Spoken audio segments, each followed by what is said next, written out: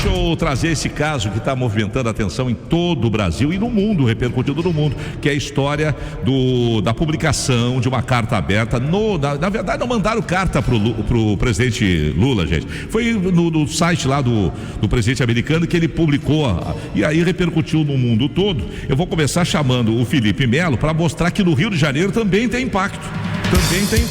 Né? Vamos lá, Felipe, qual é o impacto no estado do Rio de Janeiro, se começar a valer agora em 1º de agosto as ameaças, porque aquilo é ameaça, né?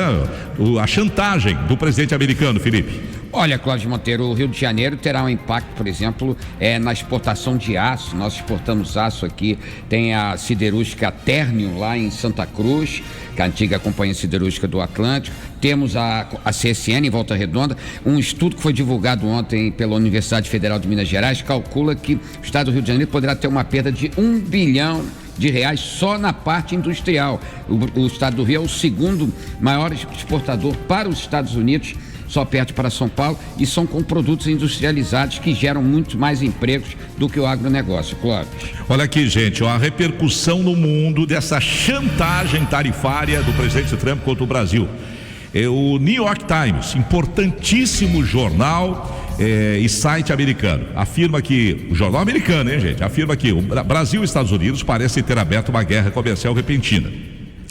Os Estados Unidos, né, o cara pálida. O Washington Post avalia que o anúncio de Trump, abre aspas, marca forte escalada na disputa diplomática sobre o processo movido contra Jair Bolsonaro por seu suposto papel numa conspiração para manter o poder após derrota eleitoral em 2022. Palavras do Washington Post. Na França, o famoso jornal Le Monde afirma que foram meses de ameaça e Trump usa taxas alfandegárias para apoiar Jair Bolsonaro. Jornal espanhol El País.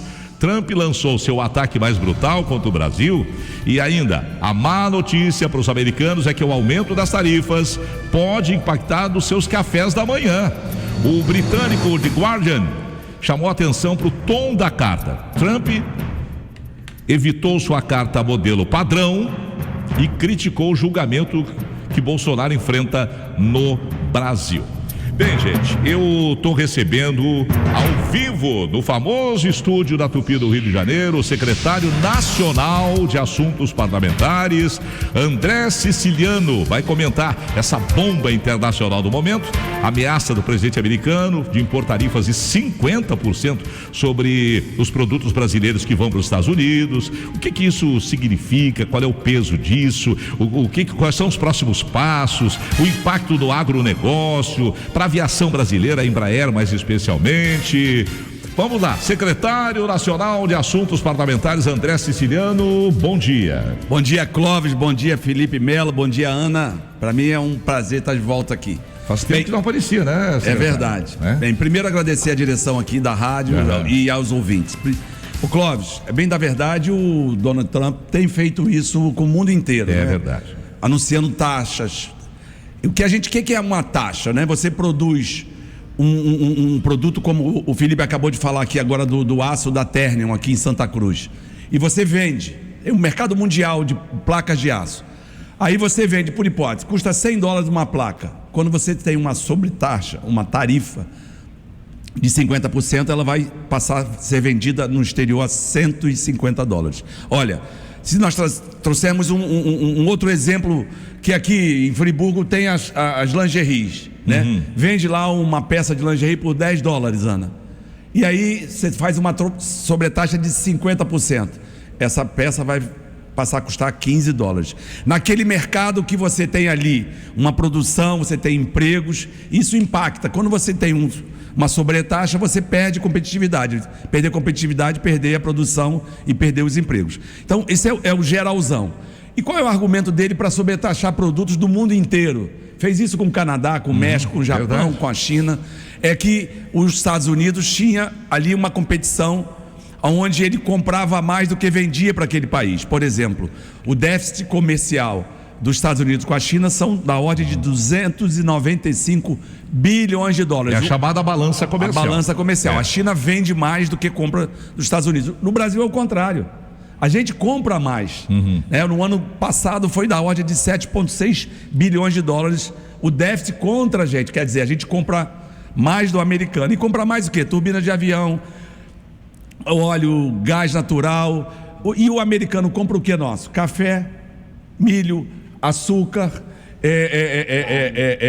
suco de laranja, aço, isso. petróleo também. Avião, né? Aviões. E aí o que acontece? A gente perde competitividade. Perder competitividade, a gente perde empregos. Perde emprego São Paulo, Rio de Janeiro, Minas Gerais, Espírito Santo. É uma cadeia que prejudica a gente. Agora, pior do que isso, Clóvis, Felipe e Ana, e aos ouvintes, é os políticos no Brasil torcendo a favor dos Estados Unidos contra o Brasil, contra os empregos brasileiros. Tem uma notícia na Folha de São Paulo no dia de ontem, que mais de 50 containers com carne de peixe, iriam ser vendidos para os Estados Unidos, paralisaram. Isso. Então já começou o reflexo. Você disse bem, foi uma carta que ele postou numa rede social dele. Isso nem está valendo, não é um decreto, não é nada oficialmente, mas isso já cria um caos. Por exemplo, o câmbio ontem, mais de 2% de alta. Quando você aumenta o dólar, você impacta também aqui nos preços. Então a gente fica olhando aí políticos brasileiros, especial da família do Bolsonaro, torcendo contra o Brasil, torcendo contra os empregos. Contrariando aquele slogan do Brasil acima de tudo. Pelo jeito não é o Brasil acima de tudo, é os interesses próprios acima de tudo, né? Os interesses próprios e os interesses dos americanos. E quando ele faz a carta, ele reputa ainda, primeiro parágrafo, a questão do processo que sofre o ex-presidente Bolsonaro. Ora, a gente viu isso lá atrás. Nós tivemos também o Lula sendo levado coercitivamente quando não foi notificado, fazendo barbaridades. Mas ele, em nenhum momento, ele foi contra o Brasil. Ele ficou aqui, cumpriu uma pena. Ele dizia: eu não troco minha liberdade, minha dignidade pela minha liberdade, quando ofereceram ele ficar em casa com tornozeleira e tudo. E ele foi para cima, ficou 580. Tem um vídeo muito bonito aí nas redes, quando ele é inquirido pelo então juiz Moro, que ele vai para cima do Moro, ao contrário do que aconteceu agora há pouco com o ex-presidente e o Alexandre de Moraes. Mas de fato isso prejudica o Brasil, isso é contra a economia. Quando a gente vai tão bem na economia, país crescendo, emprego crescendo, e vem agora essa sobretaxa. Agora, bem da verdade, vocês que acompanham, nós que acompanhamos, né, o Brasil nesses 2 anos e 7 meses abriu mais de 200 mercados para os produtos brasileiros. Agora mesmo o presidente Lula viajou para a China, viajou para o Japão, foi ao Vietnã. No Vietnã, o que acontece no Vietnã? Ele abriu o mercado para a carne brasileira. Ali o Vietnã é a porta de entrada para os países asiáticos, tem mais de 700 milhões de consumidores. Isso tem um reflexo para a economia, para o agronegócio. Agora você imagina, o Brasil, que é o maior produtor de soja, o maior produtor de açúcar, o maior produtor, não é o maior produtor de milho, mas é o segundo, mas é o maior exportador. Isso prejudica o agronegócio, prejudica a indústria e prejudica os empregos dos brasileiros. Deus organiza a economia mundial, né? Esse tipo de desafio que ele está lançando. E a gente não sabe se é bravata, porque já aconteceu dele dizer para a China: vou cobrar isso, fazer aquilo, daqui a pouco conversa e tal. Quais os próximos passos, na sua opinião? Gente, estou falando com o secretário nacional de Assuntos Parlamentares, André Siciliano, ao vivo aqui na Rádio Tupi, sobre esse desaforo, essa chantagem que o presidente americano está fazendo, desconhecer a soberania do país e misturando política com economia. São 2 perguntas aqui. Nos organismos internacionais não tem nada que puna esse tipo de comportamento? 200 anos de relação comercial do mais alto nível dos 2 países, Estados Unidos, Brasil, Brasil e Estados Unidos. E quais os próximos passos se ele cumprir a partir de 1º de agosto esse tarifaço contra o Brasil, secretário? Clóvis, Felipe e Ana, é bom lembrarmos que nós já tivemos uma sobretaxa de 10%, agora são mais 50%. No início de abril ele anunciou 10%, e aí o Congresso Nacional aprovou uma lei, que é chamada Lei da Reciprocidade. Dá o direito ao governo brasileiro também impor tarifas sobre taxa aos produtos americanos. Mas o presidente Lula fez bem, ele respirou fundo, ele não foi para cima, ele está botando, né, os embaixadores para que possam conversar com diplomacia, né, com lugar. Os embaixadores. O Ministério da Indústria e Comércio, o presidente Alckmin vem desde abril conversando também com os interlocutores americanos, o governo federal tem tido um papel aí nessas últimas 48, 72 horas de muita tranquilidade, de botar a bola no chão e de conversar. Esse é o nosso forte.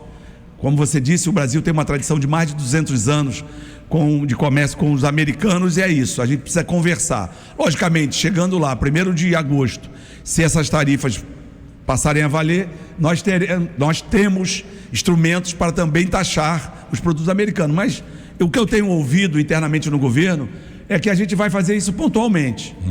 Por exemplo, nós pagamos só em royalties de direitos de fármacos, de remédios, bilhões e bilhões para os americanos. Nós pagamos o que a gente fala que é quebrar as patentes. Então isso pode baratear inclusive o remédio. Pontualmente, nós não vamos sobretaxar, por exemplo, o etanol que a gente importa, porque isso vai encarecer, isso vai criar uma inflação interna.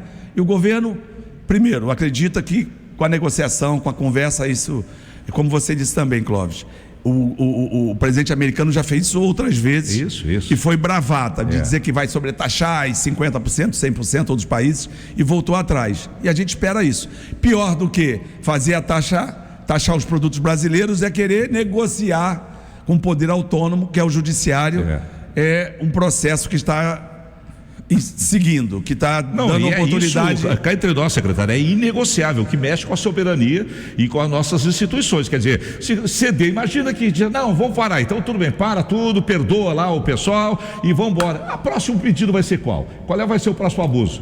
Né? Como diz o outro, se abaixar demais, passa a mão na bunda. Desculpa, secretário, mas é para o povo entender. Outra coisa, para agradecer aqui a sua presença, atenção, me preocupei ontem no Jornal Nacional, o presidente deu uma longa entrevista e falou sobre tudo. E aí houve um momento em que a repórter falou, mas e se a partir de 1º de agosto houver sobretaxa e não tiver diplomacia, não tiver negociação? O Lula chegou a usar a expressão assim, se não tiver jeito, nós queremos negociar, mas se não tiver jeito, vamos sobretaxar também e não vai parar mais, vai virar milhão porque ele vai sobretaxar de novo e vai aumentar e eu vou sobretaxar. Como é que serão os próximos passos? Qual é a saída? A saída é abrir mercados, né? O que a gente vende mais para os americanos é o petróleo, quase 7 bilhões de dólares no ano passado. O petróleo é uma mercadoria que o mundo todo compra, a própria China. Depois, a gente tem lá pontualmente, né, as commodities agrícolas, né? Soja, milho. A gente tem um mercado no mundo querendo comprar os produtos brasileiros. Isso também pode favorecer, por outro lado, Clóvis, mais produtos internamente no mercado. Quando você tem mais carne no mercado, você pode ter mais açúcar.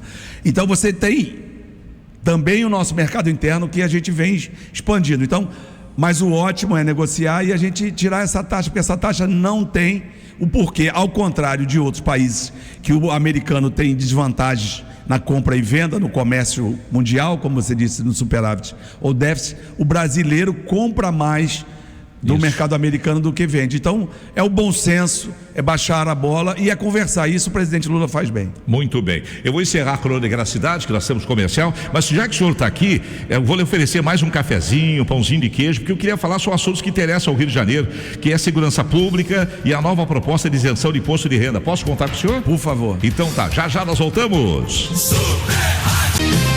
Nós estamos aqui no estúdio da Rádio Tupi do Rio de Janeiro com o secretário nacional de Assuntos Parlamentares, André Siciliano. Falamos sobre o impacto, né, das ameaças do presidente americano. Por incrível que pareça, viu, Felipe? Liga o microfone do Felipe, da Ana Paula. Vamos todo mundo conversar aqui, gente. Olha só, agora estava vendo a repercussão das redes sociais hoje. Antigamente, eu sou de um tempo, secretário André Siciliano, que a gente fazia rádio sem saber a reação das pessoas. A gente imaginava. Hoje você sabe na hora. E me surpreende, a gente até entende que as pessoas veem assim de forma equivocada uma série de situações. Se colocar uma maçã na mesa, as pessoas em volta da mesa, cada um vai ver um lado da maçã, né? Ok, até aí morreu Neves, até aí Inês é morta. Agora tem uma pessoa que mandou aqui, vocês são tudo comprado, esse secretário deve ter levado uma bolsa de dinheiro para vocês aí para falar o que estão falando, tinha que ter taxado em 100%. A pessoa não tem noção que é o Brasil que está sendo punido, não é nenhuma pessoa nem outra, secretário? É fora de propósito, né? A gente precisa ouvir, às vezes responder, às vezes se calar, porque tem tantos absurdos, né, Felipe? Então você imagina, o sujeito que está torcendo para que o americano taxe em mais do que 50%. Ou não entendeu nada, é ingênuo, ou... Ele não sabe que isso vai atingir o emprego, a renda, né, a inflação. Isso diminui, inclusive, a autonomia do país, né? A gente não quer... O Brasil é soberano. O Brasil tem os poderes funcionando, legislativo, executivo, judiciário. Nós temos um exemplo agora há pouco. A Câmara votou um projeto de decreto legislativo cassando, né, um decreto do governo. O governo entrou no judiciário, o judiciário suspendeu. É a harmonia dos poderes, cada um fazendo o que lhe cabe. E a gente respeita a decisão judicial. Então, eles querem fazer uma intervenção aqui, como já fizeram na década de 60, né? E o Brasil é soberano, autônomo. O presidente Lula, seus ministros estão com muita tranquilidade de discutir isso. Lá aonde se deve discutir, que com o embaixador discutindo, que os personagens, né, da indústria do comércio, da agricultura, discutindo isso também com os pares americanos. Agora, nós temos, você falou no início, o que poderia ser feito, nós temos a Organização Mundial do Comércio. A OMC, isso. Onde o Brasil também poderá entrar contra a taxação, mas a gente sabe, a gente que acompanha, essa organização está há muito tempo que não decide nada. E o próprio presidente Trump não respeita a ONU, não respeita a OEA, não respeita nada. Esse é o problema todo. Ô Felipe, a capacidade cognitiva todos nós temos, é o fato de você saber o que é certo, o que é errado, você ter uma avaliação daquilo que você está vendo ou lendo, né, ou assistindo e tal. Eu fico muito preocupado de ver até amigos meus que não conseguem perceber coisas óbvias. Eu não gosto de torcer, viu, secretário, por ninguém. Eu não torço nem pelo presidente Lula, nem pelo Bolsonaro, nem pelo... Não torço, eu acho que não tem que torcer para político, não tem que ter fã-clube. A gente tem que cobrar e respeitar quem assumiu o poder, porque ele é o presidente, ele é o governador, ele é o prefeito. Tratar como autoridade, sim, mas a gente ter a liberdade de emitir opinião e de criticar e de cobrar. Agora, você ficar cego por ideologia, Felipe Melo, é um negócio, eu me preocupo muito com isso. Não, realmente você falou sobre a capacidade cognitiva. Há 2 semanas o Datafolha fez uma pesquisa, aí um recorte dentro do eleitorado bolsonarista, 73% disseram que concordaram com a declaração de Bolsonaro no depoimento ao ministro Alexandre de Moraes no STF, que quem estava lá nos acampamentos, na porta dos quartéis, que eram malucos. 73% dos bolsonaristas. E aí perguntaram, e você é a favor da intervenção militar? 90% deles disseram que sim. É uma loucura. Quer dizer, eles automaticamente estão assumindo que são malucos em algumas situações, como agora tem gente aí nas redes sociais dizendo que tudo isso, a culpa é do Lula, que o Lula não está fazendo o que o Trump queria, então por isso que nós vamos pagar esse preço. Realmente é não querer ver a realidade. É uma loucura isso. De que maneira você que cobre a amenidade, artista e tudo mais, vê esse momento do país, Ana Paula Portuguesa? Ai, Cláudio, eu vejo com tristeza, porque você sabe que eu nasci em Portugal, mas eu moro aqui há 40 anos. E desde que eu cheguei aqui, eu sempre vi pessoas amando o país, amando o Brasil. E hoje em dia não, você vê as pessoas torcendo por um político, por esse ou por aquele. Meu Deus, não é o político, gente, é o nosso país. E as pessoas não querem ver isso, não querem o bem para o nosso país, querem defender a ideologia delas. E é triste demais, Cláudio. Deixa eu aproveitar a presença do secretário nacional de assuntos parlamentares e perguntar um assunto que interessa muito ao Rio de Janeiro. A PEC da Segurança Pública foi admitida na Comissão Especial da Câmara. E agora, secretário? Então, primeiro dizer o que é essa PEC, né? Importante. Essa PEC unifica os procedimentos. Cada polícia das 27 unidades da federação tem um procedimento. Cada estado tem lá a sua forma de fazer os registros, as ocorrências, e elas não se falam. Muitas das vezes o bandido que sai de um estado vai para o outro, ele lá pode cometer os mesmos crimes, porque não se falam, não estão interligados. Então, essa PEC cria um sistema único da segurança pública do país nacional, inteiro. Do país inteiro. Então, ela organiza os procedimentos, unifica o procedimento e ela põe na Constituição o que a gente chama de Sistema Único de Segurança Pública, assim como o SUS. O SUS que já funciona bem, né? Então, ela constitucionaliza esse sistema. Ele o Sistema Único de Segurança, ele unifica os procedimentos, como eu falei. E aí tem mais possibilidade de ter mais recursos. Ele dá atribuições, por exemplo, à Polícia Rodoviária Federal, que era só das rodovias, agora são portos, hidrovias e ferrovias. Ela amplia a possibilidade da Polícia Federal fazer investigações contra o crime organizado em mais de um estado. Então ela organiza e ela tinha uma resistência grande em relação aos governadores. Em relação a um dispositivo que estava lá, que era o inciso 31 do artigo 22, onde dizia, não ficava claro a autonomia dos estados. Então nós negociamos na última terça-feira, eu participei junto com o relator, que foi o Mendonça Filho, mais o ministro Lewandowski, mais o Paulo Aze, presidente da Comissão de Constituição e Justiça. Nós negociamos o texto, então nós suprimimos, tiramos do texto da PEC esse inciso 31, que aí harmoniza em relação aos governadores, que aí passa a ser discutido. Então o próximo passo, comissão especial na Câmara dos Deputados, discutindo, emendando e melhorando o texto, e a gente sabe que quando o governo manda uma PEC, um projeto de lei, o Congresso tem autonomia para mexer lá, melhorar o texto. Então discute e vota na Câmara, comissão especial, vai para o Senado, discute e vota, se houver modificação volta para a Câmara, se não fica no Senado, e depois o Senado promulga a PEC e passa a valer como na Constituição, unificando os procedimentos, melhorando, dinamizando e integrando inteligência, procedimentos, para que a gente possa ter um sistema único de segurança pública. Esse é o secretário nacional de Assuntos Parlamentares, André Siciliano. Já, depois do comercial, Tiago, a nova proposta de isenção do imposto de renda, eu quero saber. Gente, eu estou aqui com o secretário nacional de Assuntos Parlamentares, André Siciliano, e eu queria que ele falasse um pouquinho sobre a nova proposta de isenção do imposto de renda. Por favor, secretário.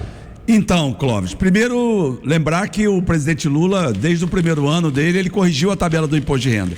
Porque anteriormente, quem ganhava mais de R$ 1.900 pagava um preço alto, porque ficamos aí 6, 7 anos sem correção na tabela de imposto de renda. Então, hoje, quem ganha 2 salários mínimos não paga nada de imposto de renda.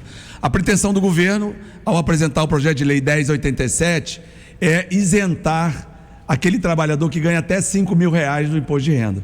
O que isso significa? Mais recursos, mais dinheiro na mão do trabalhador, e ele com mais recursos, a economia vai melhorar, porque a economia vai rodar mais. Como é mais recursos no comércio, comércio compra da indústria, a indústria gera mais emprego, gera mais renda. Então isso é um ciclo virtuoso. O que aconteceu no dia de ontem?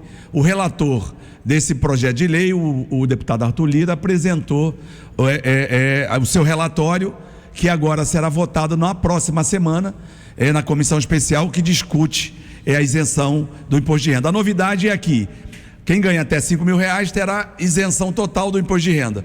E no projeto original, quem ganha entre R$5.001 até R$7.000 teria uma redução também no pagamento do imposto de renda. Agora ele elevou de 7.000 para 7.350 essa faixa, que vai ter também o seu imposto reduzido. Então isso é bom, porque aumenta o poder de compra do trabalhador, como eu disse, melhora a atividade no comércio, na indústria.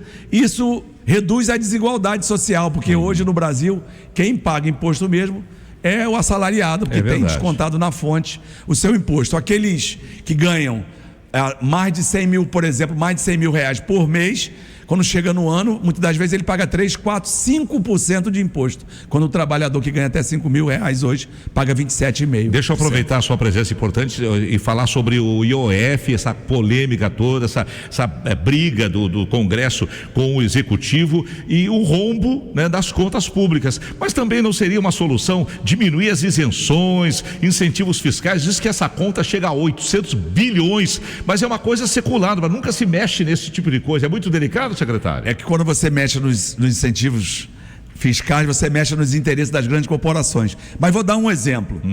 Felipe, Clóvis e a nossa querida Ana. O governo estimava no orçamento desse ano, 2025, do orçamento federal, 548 bilhões de reais de isenções. Só que o ministro Fernando Haddad criou uma autodeclaração, uma DIB, uma autodeclaração das empresas que têm o benefício. Isso passou de 800 bilhões de reais, a própria empresa dizendo dos benefícios. O que o governo está discutindo com o Congresso, e isso também é uma das propostas do presidente Hugo Mota, é você reduzir, quem tem um benefício, por exemplo, lá, de R$1 milhão por mês, reduz em 10%. Ele vai deixar de pagar, de ter um benefício de 1 milhão e vai ter somente de 900 mil. Quer dizer, vai continuar ainda com 90% do Que é benefício. muita coisa. Que não é fácil, porque você tem os interesses contrariados no Congresso, e você imagina todo esse interesse, que não são poucos. Então, mais de 800 bilhões de reais o governo abre mão anualmente de incentivo fiscal. Isso aí resolveria o problema, né? Porque o rombo não é 300, 400 bilhões? Não. Tem uns... Bem, na verdade, o que a gente tem que lembrar? O governo vem reduzindo o déficit público. Isso foi, em 2002, mais de 3%. Se você entrar lá em 2020, o déficit público foi de 9,3% das contas públicas. O governo vem reduzindo. O ano passado foi de 0,09, menos de 0,10. E esse ano a proposta é ter um superávit de 0,25.